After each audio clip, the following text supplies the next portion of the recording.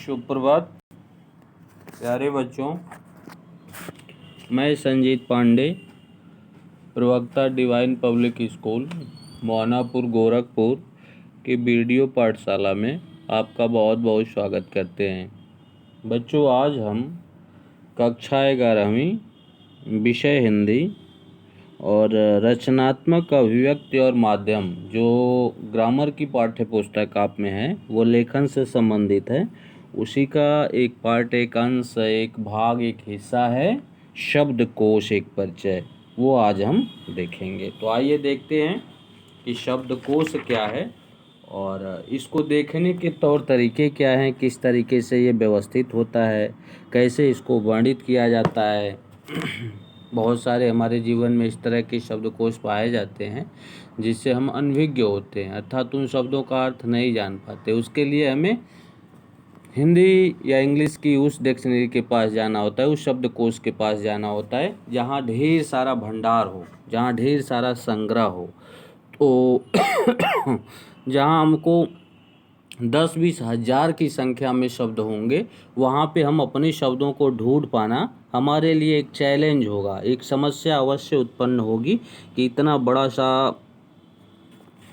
इतने बड़े संग्रह से हम उस शब्द को कैसे निकाल पाएंगे।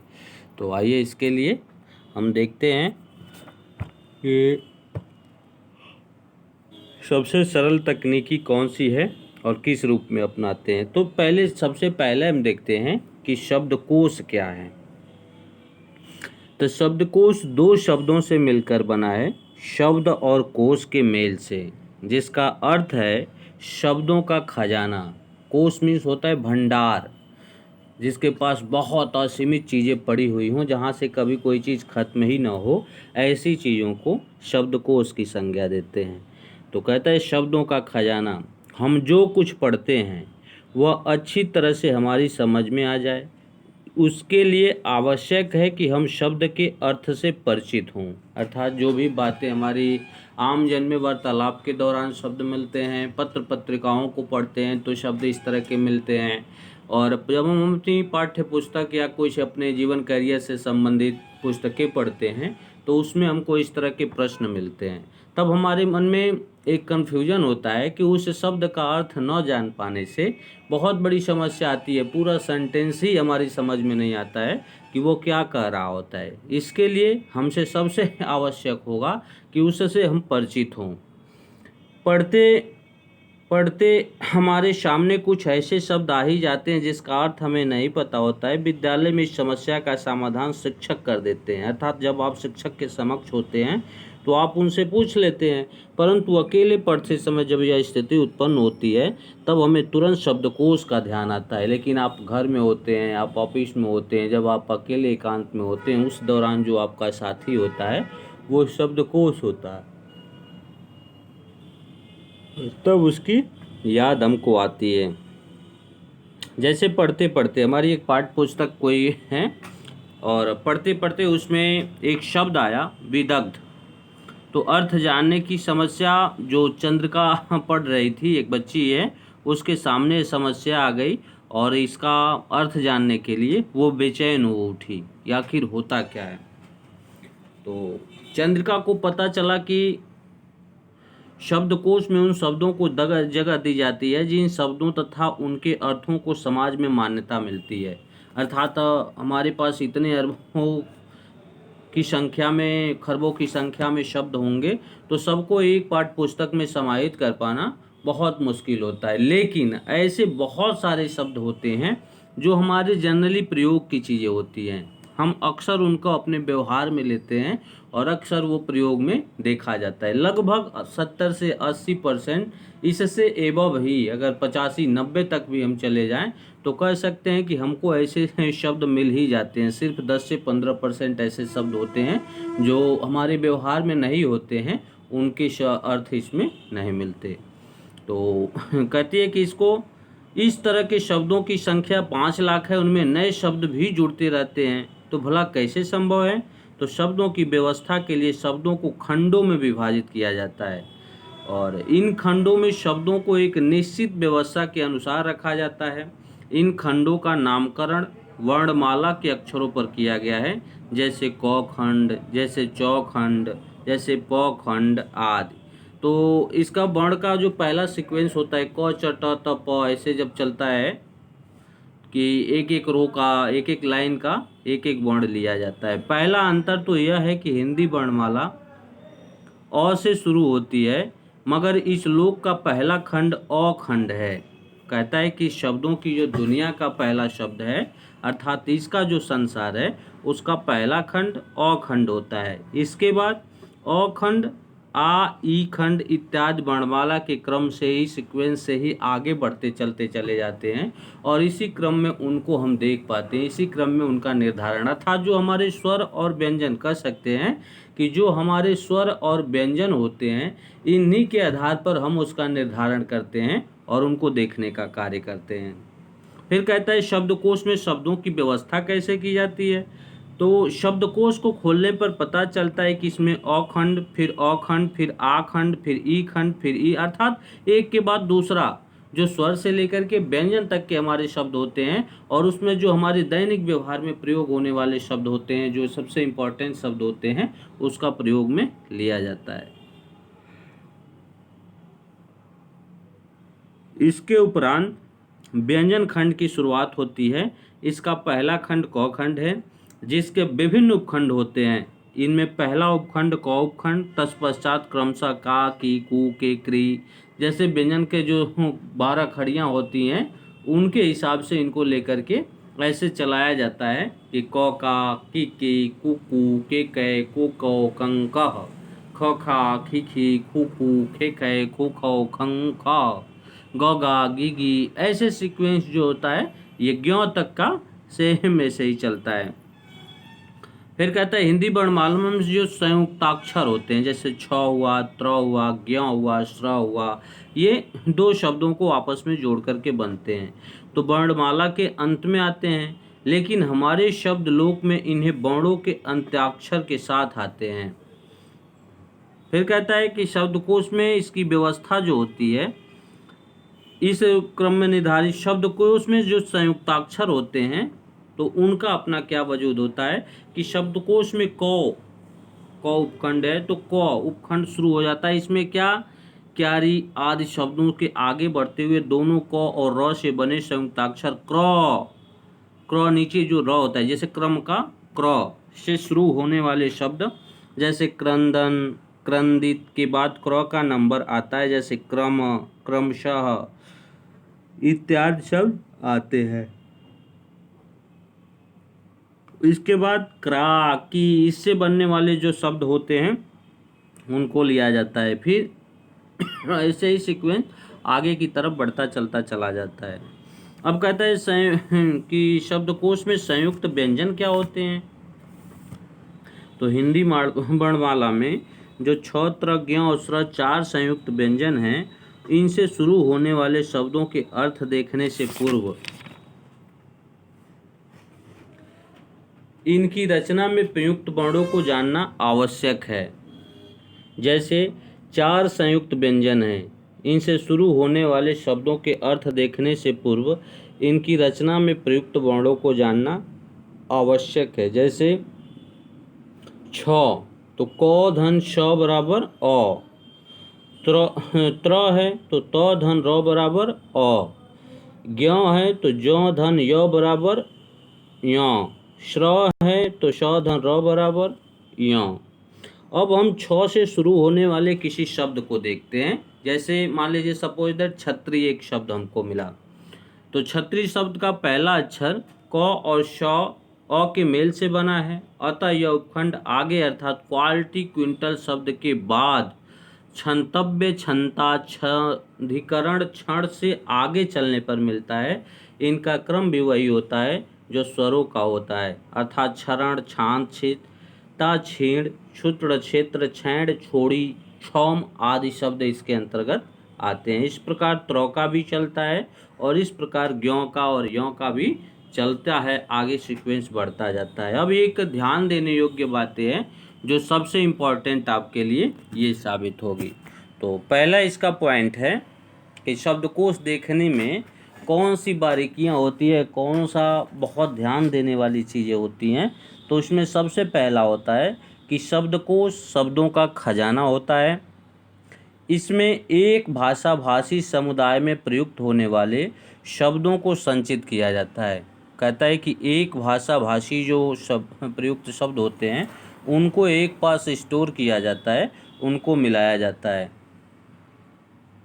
शब्दकोश में शब्दों की व्युत्पत्ति, स्रोत, लिंग, शब्द रूप एवं विभिन्न संदर्भपरक अर्थों के बारे में जानकारी दी जाती है।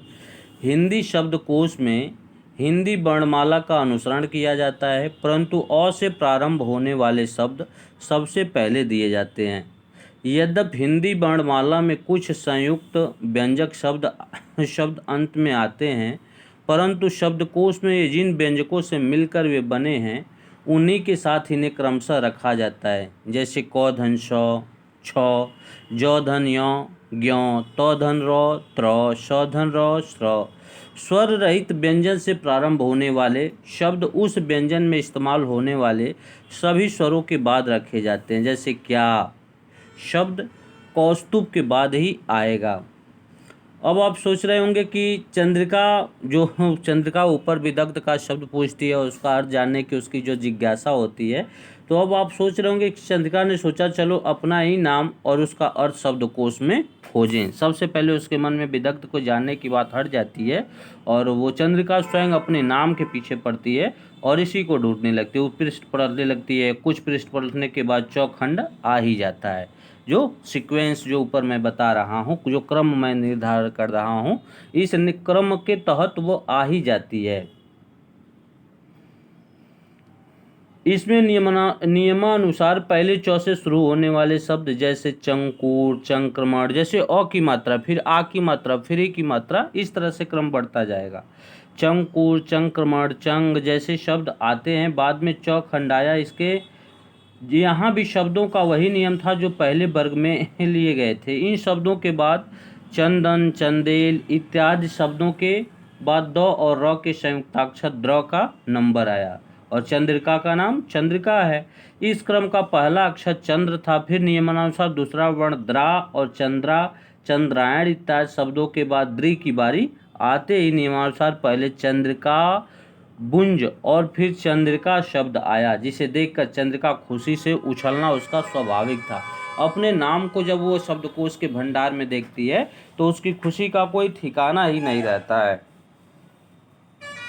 वह थोड़ी देर में वह खंड आ गया। इस खंड के उपखंड एक गुजरने में उपखंड के आते चंद्रिका उतावला पढ़ने लगा। इस लोक के नियमों के द्वारा निर्धारित क्रम के अनुसार थोड़ी देर में विदग्ध शब्द भी आ गया।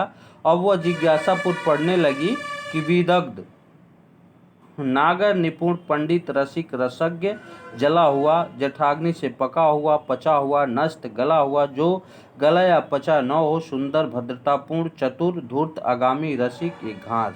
अब कहता है विदग्ध के इतने सारे शब्द देख करके, इतने सारे अर्थ देख करके दंग रह जाती है कि नागर होता है, निपुण होता है, विदग्ध मीन्स पंडित होता है, रसिक होता है, जला हुआ होता है, जठाग्नि होती है, आदि सब चीज़ें देख करके वह एकदम बेचैन हो उठती है। यहाँ विदग्ध शब्द के कई अर्थ दिए गए हैं। अब उसको देख करके बड़ा आश्चर्य होता है। हालांकि किसी लेख में जैसा संदर्भ होगा वैसा ही अर्थ लागू होता है। अब शब्दों के साथ लिए गए संकेताक्षर दिए गए हैं। आइए अब इनके बारे में जानें। उदाहरण बी का अर्थ यह है कि विदग्ध एक विशेषण है और पू से यह अभिप्राय है कि वह शब्द पुल्लिंग है। संख्या में यह मतलब निकलता है कि विदग्ध संस्कृत का शब्द है। अब कहता है संदर्भ ग्रंथ हमारा क्या कहता है, तो जिस प्रकार शब्दकोश में शब्दों के अर्थ दिए होते हैं उसी प्रकार संदर्भ ग्रंथ में मानव द्वारा संचित ज्ञान को संक्षिप्त रूप में प्रस्तुत किया जाता है। संदर्भ ग्रंथ कई प्रकार के होते हैं। संदर्भ ग्रंथ का सबसे विशद रूप विश्व ज्ञान कोश है। इसमें मानव द्वारा संचित हर प्रकार की जानकारी और सूचना का संक्षिप्त संकलन होता है। संदर्भ ग्रंथ में के अन्य महत्वपूर्ण प्रकार जैसे साहित्य कोश और चरित्र कोश। साहित्य कोश में साहित्यिक विषयों से संबंधित जानकारियाँ संकलित होती हैं। चरित्र कोश में साहित्यिक, सांस्कृतिक, विज्ञान आदि क्षेत्रों के महान व्यक्तियों के व्यक्तित्व और कृतित्व के बारे में जानकारियाँ संकलित होती हैं। संदर्भ ग्रंथ सागर में सागर के समान जब भी किसी विषय वस्तु पर उसकी जानकारी की आवश्यकता होती है तो संदर्भ ग्रंथ हमारे काम आते हैं। संदर्भ ग्रंथ में जानकारी का सिलसिलेवार संकलन शब्दकोश के नियमों के अनुसार ही होता है। किसी शब्द के बारे में अर्थ के अलावा अन्य जानकारी पाने के लिए नीचे दी गई सूचियों को आप सीक्वेंस पूर्वक देख सकते हैं। आप ये जो नीचे दी गई सूचियां हैं ये सिर्फ एक उदाहरण प्रस्तुत है। इसके बाद जो आप शब्द ग्रंथ देखेंगे अर्थात जो शब्दकोश आप देखेंगे जहाँ जिस पाठ्य पुस्तक को आप टच करेंगे और जिसमें ये सारी चीज़ें होगी उसमें बड़े विस्तार से इसका वर्णन देखने को मिलता है। तो पहला अ से अव्यय से जो स्वर होता है वहाँ से शुरुआत होता है और सारे स्वर आगे की तरफ बढ़ते चलते चले जा रहे हैं। आप अपनी पाठ्य पुस्तक में देखेंगे। फिर आप उनका क्रम जब देखेंगे तो अ के बाद जैसे क, तो क से जितने वर्ण बनने वाले होंगे अ की मात्रा अ स्वर को लेकर के वो बढ़ाएंगे। फिर अ के बाद आ आता है तो आ का से बनने वाले जो वर्ण हैं वो सारे बढ़ाएंगे। फिर ई की छोटी ई की से जो शब्द बनने वाले होंगे वो शब्द आएंगे। फिर बड़ी की से बनने वाले जो शब्द होंगे बड़ी ई से वो शब्द आएंगे। फिर छोटा ऊ से बनने वाले शब्द आएंगे जैसे कु। फिर बड़ा ऊ से जैसे कु, जैसे कुछ हुआ जैसे कबूतर, इस तरह का शब्द बड़ा ऊ से। फिर के, फिर कै, फिर को, फिर कौ, ऐसे ओ और से शब्द बनने वाले आते जाएंगे। और इसी सीक्वेंस में हम एकदम लास्ट तक जा कर के अपने शब्दकोश को देख सकते हैं, जान सकते हैं, समझ सकते हैं और इस तरीके से इसका क्रम निर्धारण हम कर सकते हैं। यही आपका शब्दकोश है और ये इसके देखने के तौर तरीके हैं। आप किसी तरह का एक और देखेंगे।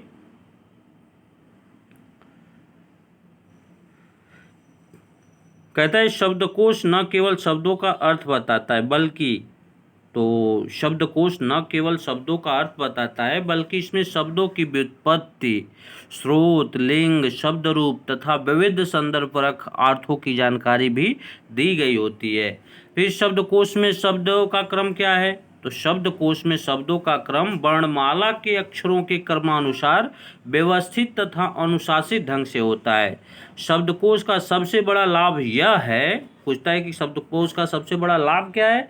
तो शब्दकोश का सबसे बड़ा लाभ यह है कि इसमें सरलता से किसी भी शब्द का अर्थ और उससे संबंधित जानकारी एक ही स्थान पर सहजता से पाई जा सकती है और वो आपके समक्ष उपलब्ध होता है। ये ऐसे ऐसे पॉइंट्स होते हैं, ऐसे छोटे छोटे प्रश्न भी आपके समक्ष होते हैं। तो आप जब इसको बखूबी पढ़ेंगे तो ये सारा चीज़ आप देख पाएंगे, जान पाएंगे, कर पाएंगे। अगर किसी तरह की कन्फ्यूजन आपको होती है तो बेहिचक आप पूछने का प्रयास करिएगा, हम आपको ये सारी चीज़ें बताएंगे। तब तक के लिए धन्यवाद।